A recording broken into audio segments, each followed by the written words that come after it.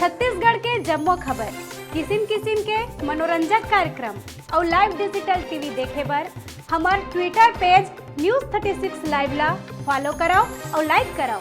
जय जोहार।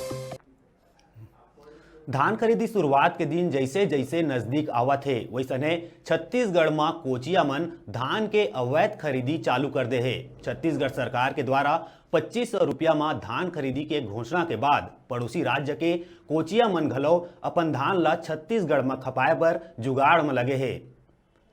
कबीरधाम के चिल्फी में मध्य प्रदेश ले छत्तीसगढ़ में अवैध परिवहन करत एक ट्रक ले 396 कट्टा धान जब्त करे गई। उन्हें 2 दिन में अलग अलग कोचिया मन ले अवैध रूप ले खरीदे गए 4651 कट्टा धान जिला प्रशासन द्वारा जब्ती बनाए गए हैं।